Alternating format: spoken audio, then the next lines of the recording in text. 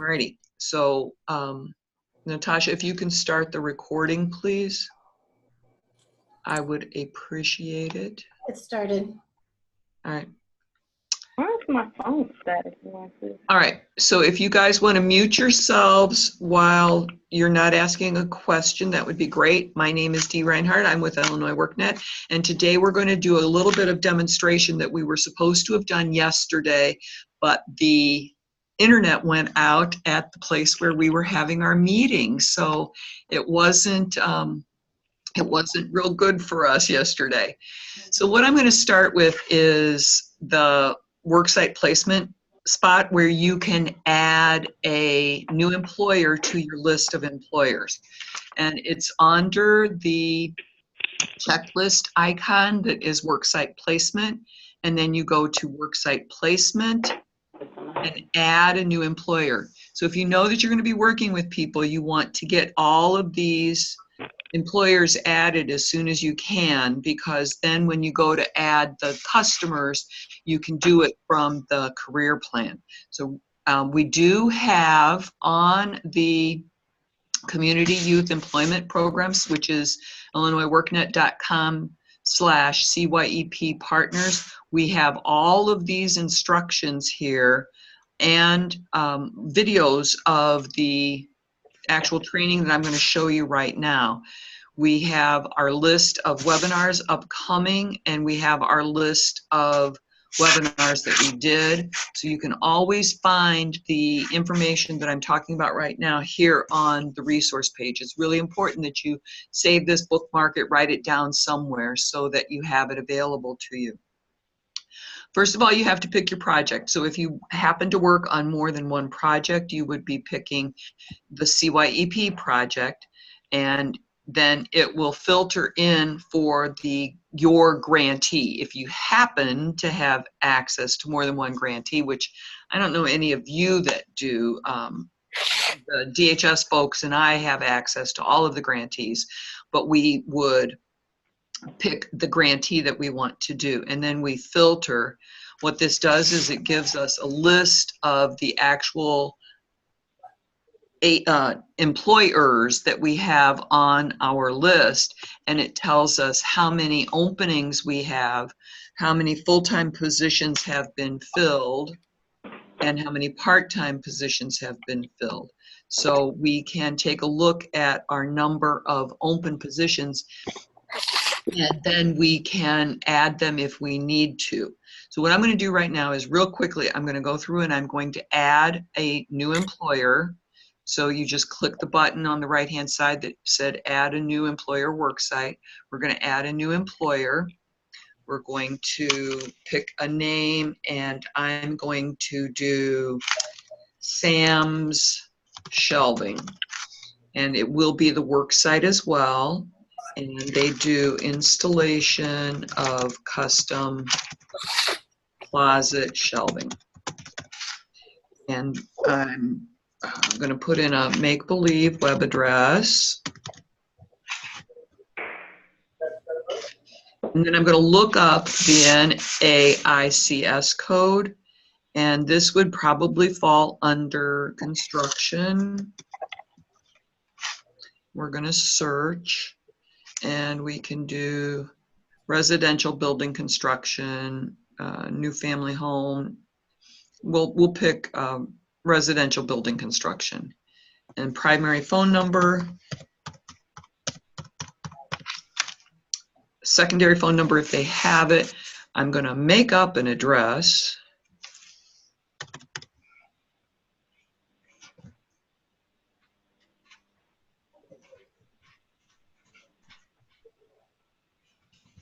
I'm going to put it in Chicago, and we'll just use a 60605 email address, or I'm sorry, zip code.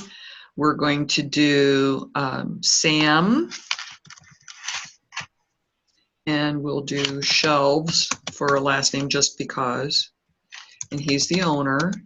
Email address is going to be sam@samsshelving.com.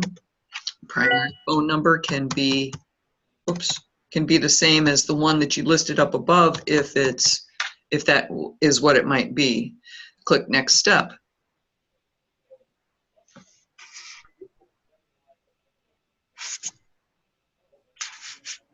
And then we need to look up an SOC code, which is associated with the actual job. And we're going to type in a word installer just to see what it might be. And I don't see the actual one that I would want. So I'm just going to pick one to save time. And I'm going to do security and fire alarm. Installer was down there. So you can pick a code, and if you need to change the actual title of it, you can change the title. So I'm going to put shelving installers, install residential closet shelving. Oops, I really can't type right now.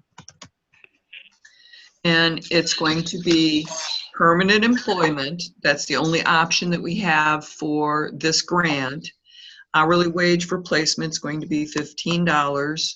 I'm sorry, we're going to make it $13. And then the number of openings that are available. So you can put in as many openings as that business tells you that they have. So it might be 5. And I'm going to finish. So that's as easy as it is to add an employer to your list. Now, when you are working on a customer to add it, do not add the customers from here. You want to add it from their step. So we're going to go to the dashboard, and I'm going to look at worksite placement, and I'm going to look at customers with no placements, because that would be a red line number on your dashboard. We're going to look at Mark Sato here, and we're going to go to his career plan. Now, one of the things that was asked at the webinar yesterday was, what do you do if a customer has a job, loses it, quits, whatever they do, and then you have to add a second job? So under this condition, we have steps to obtain permanent employment. And what I did was I put in an example of a customer who had a job, had the job for 30-something days, and then they got terminated. There is not an option for quit, so terminated is the only option. Then on here, by selecting terminated, you have to fill out some paperwork. So then you have to complete the job here. Here's what I was talking about yesterday during the demonstration. Once you enter a start date, it gives you 30-day follow-up due on 7/17, 60-day follow-up due on 8/16, 90-day follow-up due on 9/15. So once you have those follow-ups done, then you can check those boxes, save the status update down here under the update customer service. What I'm going to do next is go to the next step where I'm going to actually add the employment for that customer. So the goal associated with this is to obtain permanent employment. I'm going to look for the job that I just added. I'm sorry, I added a second employment by selecting the employment from above here. So the computer programmer, it was double E employer. The minimum wage for placement was $15. The hourly wage for placement was $15. We were subsidizing at $10. The customer is still working here. So, and they finished their 90 days of follow-up, during which time they became unsubsidized. So I would remove the dollar amount here showing that they are no longer subsidized, and then I would save the customer service update. Once the customer reaches their 180 days, this box becomes available to check. And then once they have reached their 270 days, this box becomes available to check. Part of the performance at this point in time is the fact that the customer has to be on the job for the 30, 60, 90 days, 180 days. And so because the customer left that first job, their time starts over the day they begin the second job. If that's a question that you have, that is a DHS question that needs to be answered if you want to consider the same time. But in essence, the way it is right now, the customer has to be on the job for the 270 days, that job, for the 270 days for it to count for your performance. So if this customer, access to make sure you can. somebody has their microphone open and is talking. But I could have sworn she said yes. Yes, no. So if you need to add a third job, you would need to add a third step for a third job, and then their time starts over. They still only get the 90 days of subsidized wage at this point. That was a point that was brought up for conversation yesterday, but that it requires DHS approval and a whole bunch of other goodies that we can't discuss right now. Now, once you have the job in here, then you need to go back to the worksite placement area to upload the payroll. So I'm going to do a payroll piece, and I'm praying that this works because I don't have enough payroll people in there right now to make sure that this is going to work accurately. You select your program because you might have access to more than one program. It will filter in for your agency, and then you add payroll. As you pick a payroll period, you can go back and catch up. So if I wanted to do September 1 to September 30th, I can pick those dates. I can download the payroll template. You've done this before? Adding the payroll, you've done this?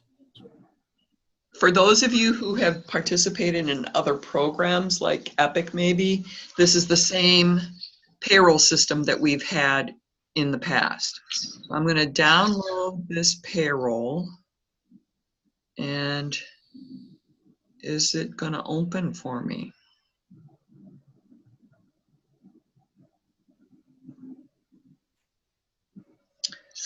Oh goodness, I want to, I don't see where it's downloading for me.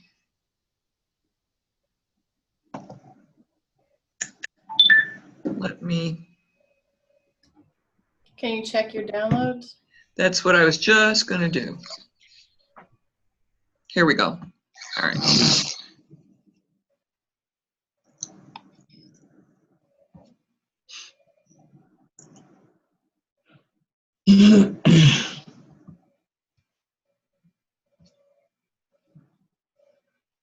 Oh, I got it.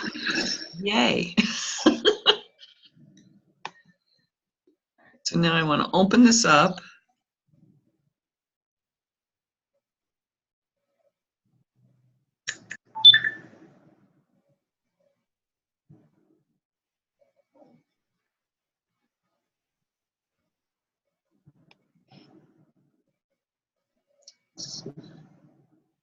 All right. Open with Excel. Okay.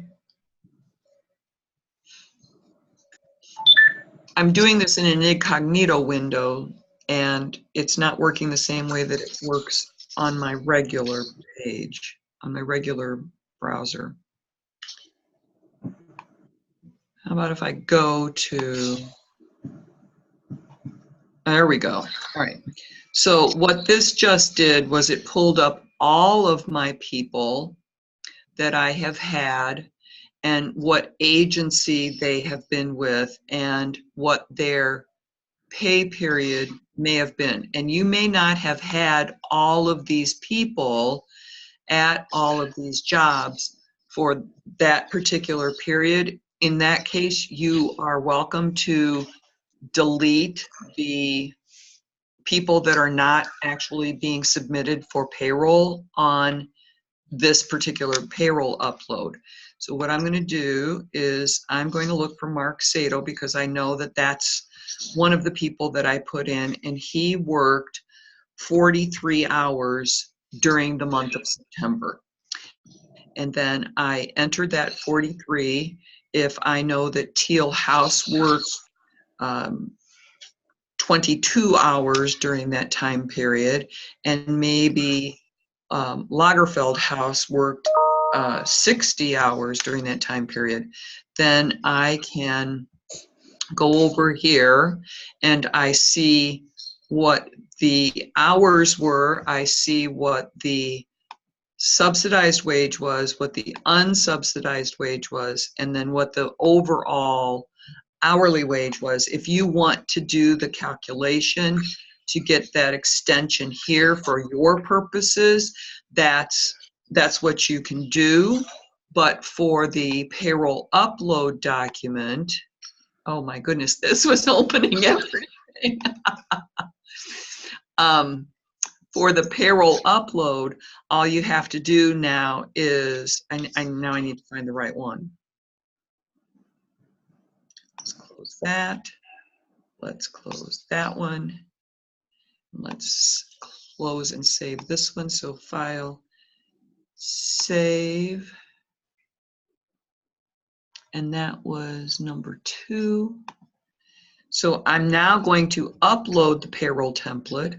So I'm going to choose my file, and it is in my downloads, and it is the number 2 one.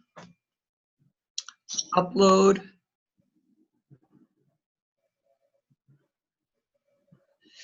And then it tells me I had 39 customers. Total wages were $1,530. My payroll had no errors, and I can click on it to view the payroll document. And then if there's any associated expenditures related to that payroll, you need to upload those files here.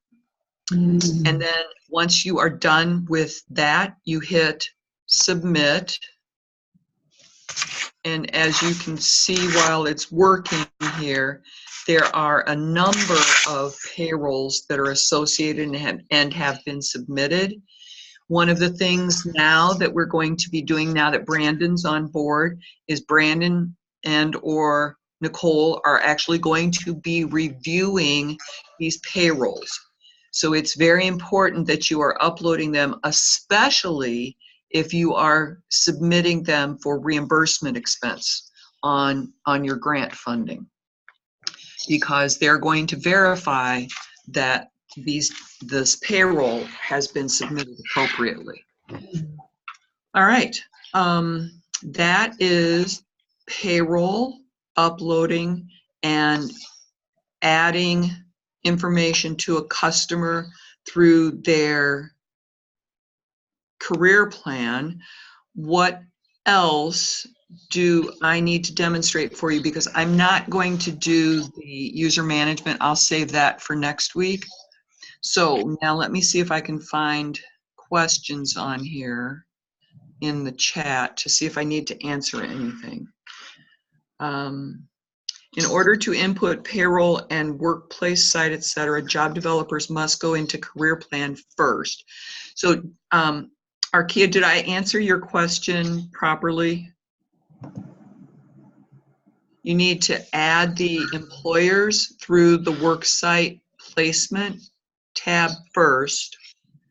Then you go into the customer's career plan and you can select the position.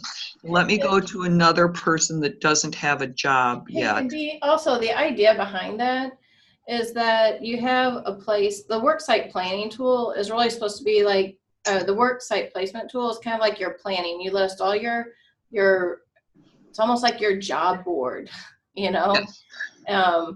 Your internal type job board where you have all your employers, the different work sites that are available.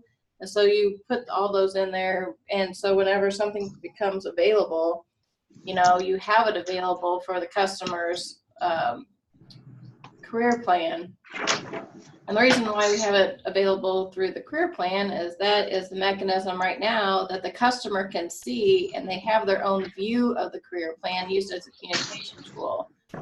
So we really want to start moving forward with using more of the career plan as a communication tool to customers as well. So that'll be something that, you know, we'll keep talking about more and more.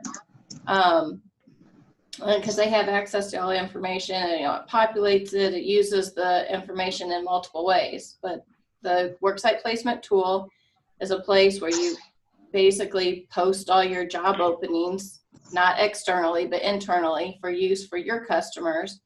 They're available so you can select them through the career plan, and you can use it for payroll upload.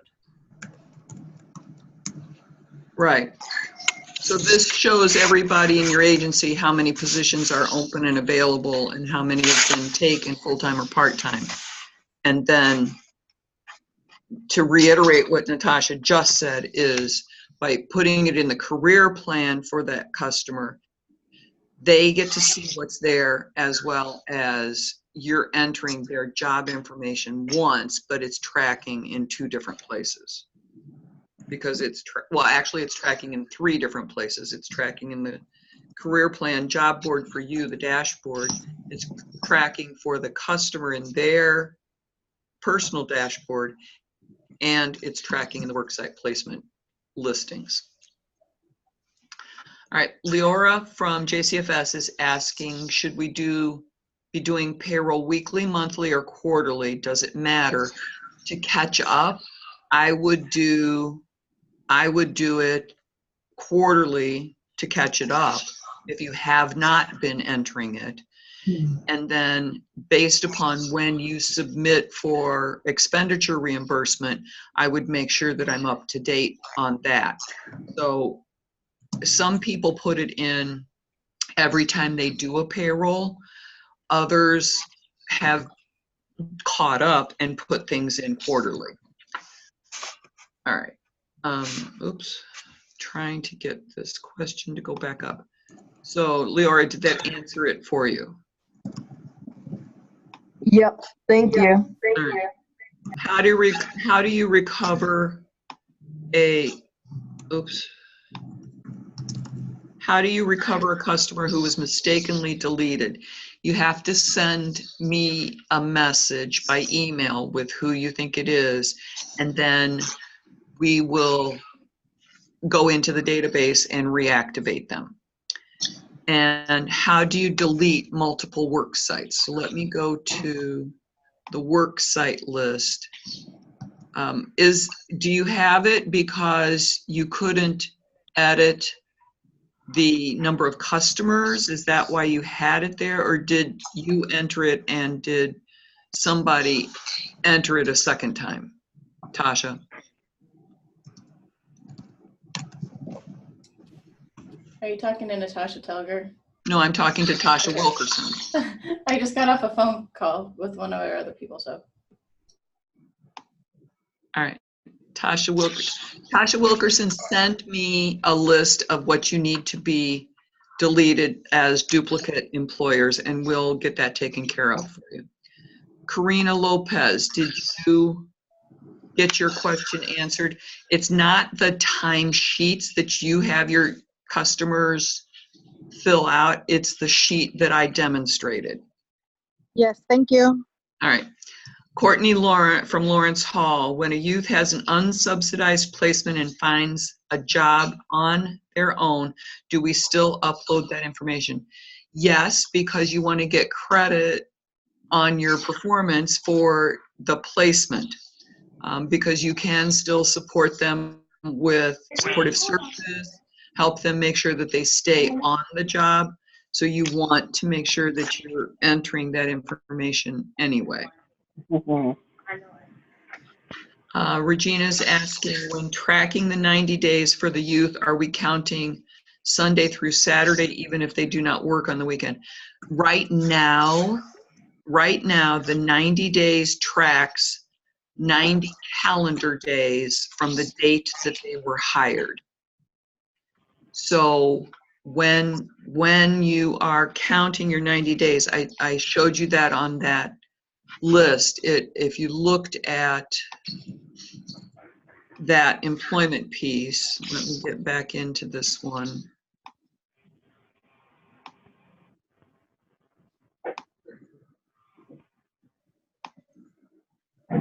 If you notice on here, it tracks 90 calendar days. So 7/17, 8/16, 9/15. So it's actually 90 calendar days. That may change down the road based upon the conversation that we had at the meeting yesterday. All right. I'm going to, like I said, I'm going to cover the user management again next week, along with the PPR report that my brain is fried, that Kristen said that she was going to send out by Friday this week. So does anybody have any other questions about the career plan and adding steps into the career plan for the customers to get their jobs listed in their services? Yes, Hey, Dee, actually, this is I have a Josh. I have question. another question. You had said that we're gonna cover it next week. Are we still in the every other week? Well, next week is the 1st, so we're doing 1st and 3rd Okay. and 5th, if there is a 5th. So today happened to be a 5th, and because we didn't get to cover things yesterday, we decided to keep the webinar today. So now the officially it's the 1st, the 3rd, and the 5th week of a month, and the 5th is if we need it. Because there's usually only 4 5ths in a month, so, or in a year. So we'll decide at that point in time if we need it.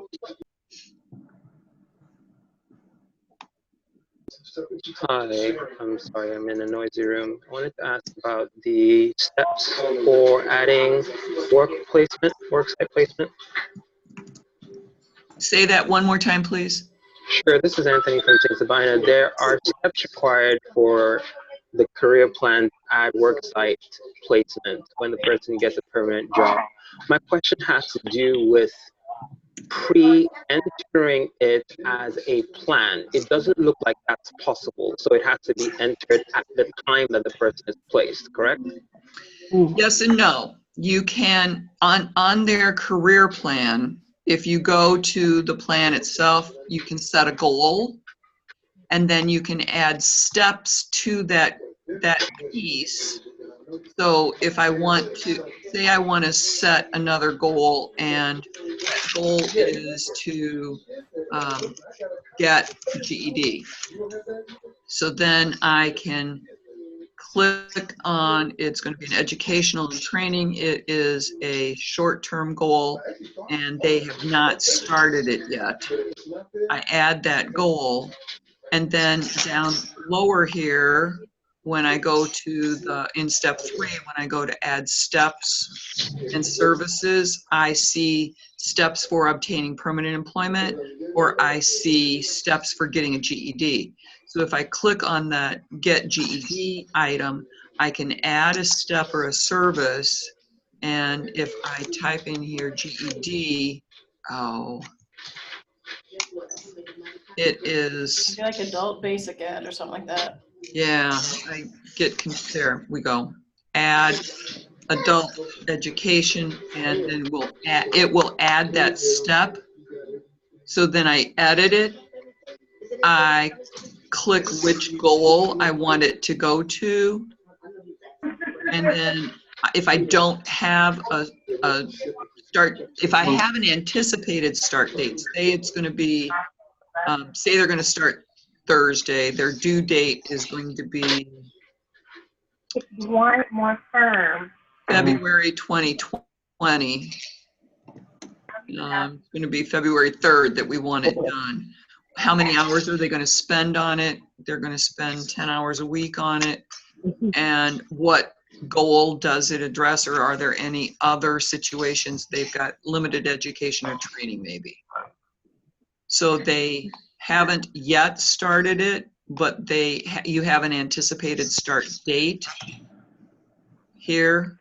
So if it has already passed, you can click on the started, but if it's planned and not started here, then you can just save it, go back in, change some dates and some items to update everything once you're ready to go. Thank you so much. So what I'm familiar with was everything that you just said. We've started deploying those methods, things that we are giving the client or the customer as their plan. What I'm noticing with the permanent placement is that you can't future plan it. Oh, you can't put a start date until after they've already started. That's what I'm noticing. I'm just making sure that that's by design. So let's say I have a coach that I'm giving an orientation to. They'll say, hey, do you want me to put this person at a permanent job? I'll say, wait till they actually get it, because you can't actually pre-put it in the plan the way we just did with GED. You can add the step, you just can't add the details. So you can, like, I added the step, but it can just be there waiting for when they do start. Okay, sounds good. Thank you. You're welcome. Regina has a last question about entering the payroll. If I run into a problem with one payroll and decide to bypass that one until the needed information has been entered, does it matter if I enter the payrolls out of order? No, it doesn't, because it will date them in order, and you can always filter that column by date order when you're looking at it. I don't think I'd wait too long to try and get it caught up, but and so that you don't forget it. All right. Any other questions from anybody?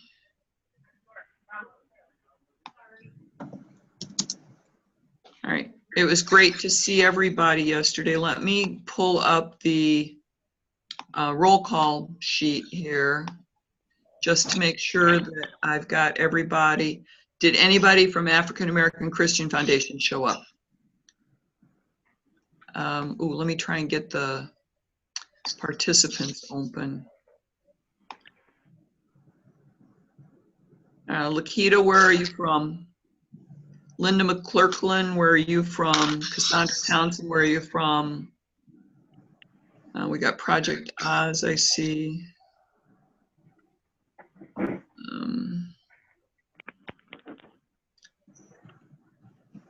I've got APC, Boys Girls Club of Chicago,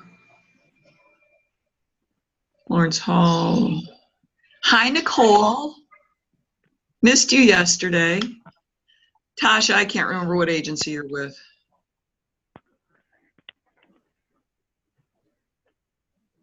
So if you are on the call, and I do not have your attendance marked, please let me know so that we can get you caught up. All righty. So I know there's some people that have phalanxes on the call. So all you have to do is hover up here under participants. You click on the participants, it'll bring up this list over here, and then you can hover over your name and hit rename, and it will tell me you can rename yourself so that it adds your agency to you, so that I can keep track of attendance. All right, so Chicago Area Project is in the house. And we've got Puerto Rican Cultural Center. And we've got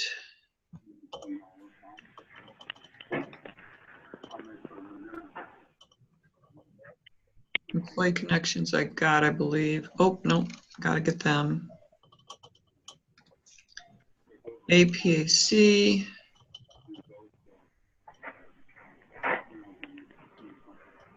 Action, People Center.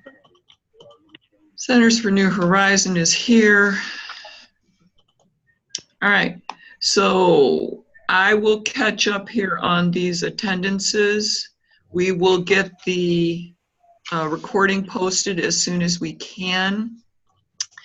And if I don't have you on the attendance, please let us know so that we can get you marked, and I'll pull it up next time so that you can take a look. First and third Tuesdays at 1:30, and so we'll be meeting next week to go over the PPR update and the user management. All right, everybody have a great rest of your day. We'll talk to you later.